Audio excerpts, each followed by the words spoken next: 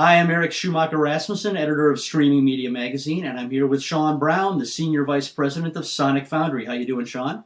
Good to see you, Eric. You too, you too. Sean wrote a terrific executive prediction in our January-February issue of Streaming Media Magazine. We're going to talk about that a little bit today. One of the things that you highlighted, Sean, was the way that you see communication as the new video content. What exactly do you mean by that? Hey, what I mean is that traditionally we have built video content from very specific types of events, all hands meetings or commercials, if you go back as far as me, different really high value, high production value moments. But what we're finding is more and more as technology increases, including that which we create at Sonic Foundry, the opportunity to take any moment of communication, a summit, a conference, a keynote speech, a regular sales presentation or training presentation, these things become the most valuable and viral videos, for lack of a better term, inside an organization, as much as the old, highly produced, highly invested in pieces of content used to. Sure, sure. I mean, even what you and I are doing now, even though it doesn't use a Sonic Foundry product, it's an example of that, right? I mean, we're able to record a video interview. You're in one state, I'm in another, and we can share it. And people do seem to find that that content resonates with them as much as sometimes, like you said, those sort of higher production level types of video content. Completely agree with you. And, you know, not to make a plug, but this actually underscores my point.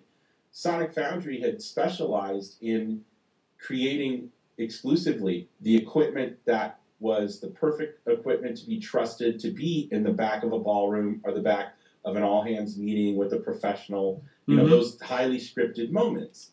But we have had to evolve our product in response to the market to be able to capture moments like what we're doing right now. So Sonic Foundry isn't conveying this meeting that we're doing right now, but it could be used to archive it. And that goes to the value of the archive.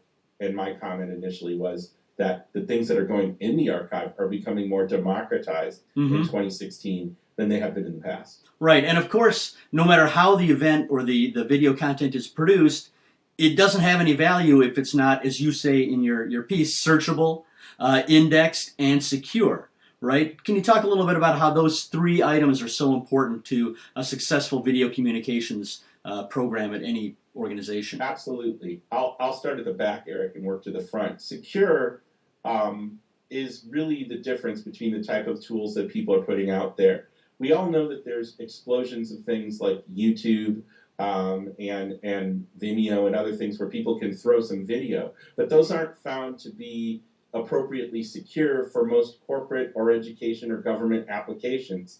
And so as they become more discerning, they want to know that it's a safe playground where they can control access.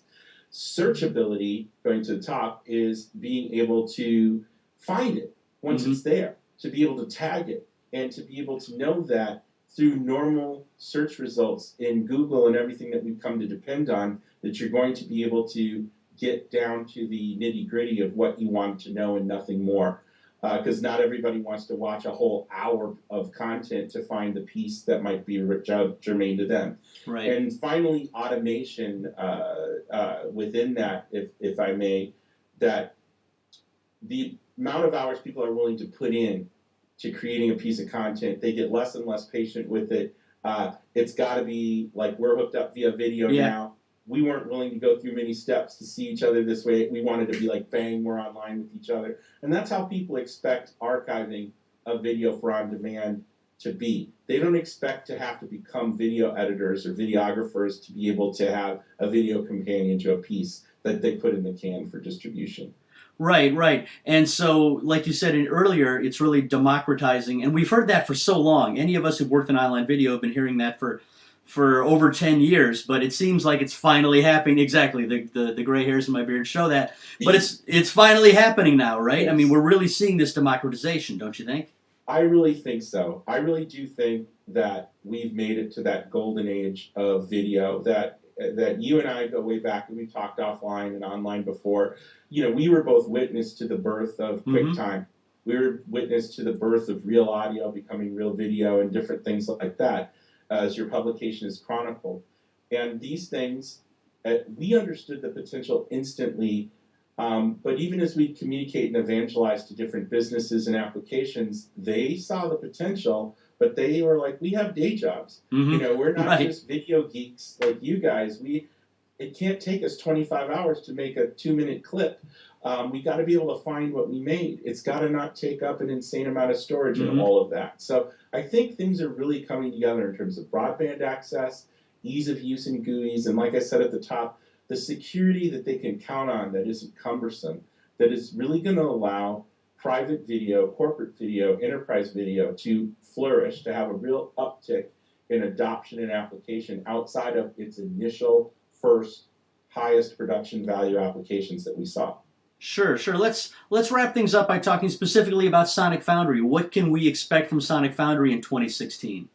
From Sonic Foundry in 2016, we're trying to take it to the next level. We're excited about a lot of things we're doing and a lot of refinements we're doing, but Media Site Join, as in we're joined together in this meeting, is a commitment and the introduction of the first in a series of elements of a family of products that are going to bring even more two-way communication into MediaSite. The first version of Join, which was released about 120 days ago, supports the capture of H.323 and 239 video conferences, traditional video conferencing, and turning it into that archive. So like I said, in theory, we could have aimed it at this conversation we're having today. But over the year and beyond, you're going to see Sonic Foundry announce different pieces, different additions or pages in the book of this MediaSite Join product, this module, this add-on, to support other data types, two-way data types, like perhaps Skype for Business we've announced. We've talked about Zoom. We've talked about WebEx.